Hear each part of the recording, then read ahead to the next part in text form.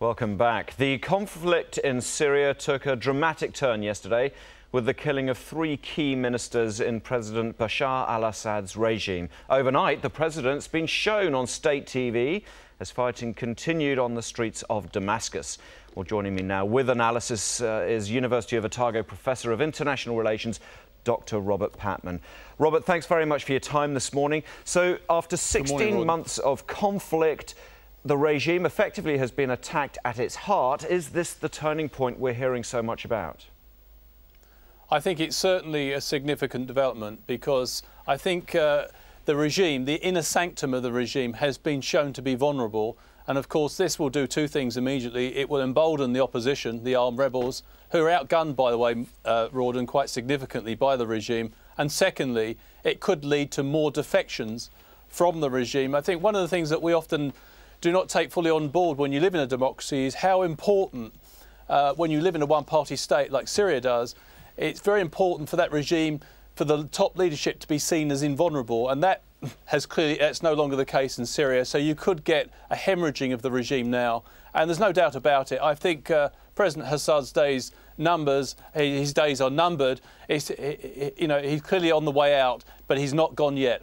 That idea of visibility of power, he's obviously made a point to appear on state TV overnight, looking very calm, swearing in his new defence minister.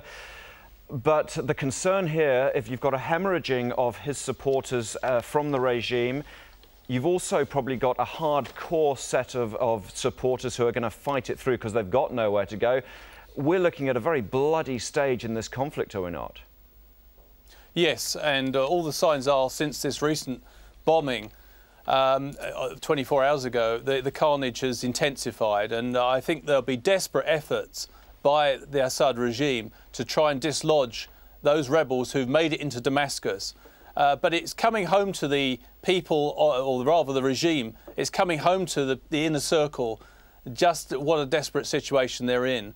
And in light of that, it's remarkable has been happening in New York in the UN Security Council, because a transition is clearly on the cards, and you would think that the international community will be in the business of focusing on how that can be best facilitated. Yeah, let's talk about that, because the UN's mandate effectively for its observer mission runs out in hours. They're trying to negotiate a new one. The big stumbling block, of course, is Russia and China. So this situation is much bigger than just in Syria, is it not? Yes, it obviously has global ramifications. Given the fact that Syria is such an important country in the Middle East, and already the turbulence within Syria, it's a civil war there, has affected several neighbouring countries, including Lebanon, which has quite deep sectarian divisions within it. This is a major problem, but both Russia and China have once again, for the 3rd time, vetoed a UN resolution which attempted to penalise President Assad unless he fully conformed with the Annan 6-point peace plan, which he has never done before. So the Russian position is they uphold the Annan peace plan in public, but when it comes to actually making sure it's operationalised, they don't seem to be so interested. Yet, Russia seems to pick up on this Chapter 7, which allows, in theory, UN to intervene with military in this conflict. The UN has given them assurances that that's not going to happen, but they're not being sold by this. I think that's a bit of window dressing, quite frankly, Rordan. I think there's 2 crucial issues for the Russian position. Firstly, they want to do everything possible to protect their strategic interests in Syria. And secondly, and the Chinese agree with the Russians, they do not want to see the principle of the sovereignty of government, not the sovereignty of people, the sovereignty of government, eroded by the UN Security Council. So they see that if, for example, the West had another situation, if the UN Security Council presided over another situation which there was regime change, which a dictatorship fell, they would be extremely nervous about that. Both Russia and China have authoritarian, in the case of Russia, authoritarian tendencies, and China certainly has an authoritarian regime. They worry about the precedent of yet another regime change at the behest of the international community. We talk about the international community. It still seems a long way from us here, though. Why should we in New Zealand really be caring at this point?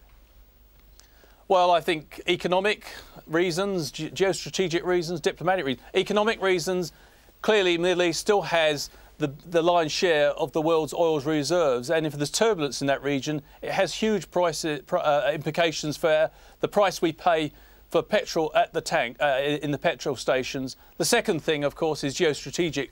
The turbulence of that region can have global implications. Witness the sort of terrorism we've seen since 9/11. If there's more turbulence, we could have similar outcomes. And thirdly, I think diplomatically, New Zealand has a big stake in the UN working effectively. Unfortunately, it's not happening at the moment. It's a disgrace, quite frankly, that the UN Security Council is not playing a bigger role. That's bad news for small countries like New Zealand, which cannot, if you like, determine its own future without the help of international institutions. Dr. Robert Patman from University of Otago, thanks very much for your perspective this morning. All right, news is next, but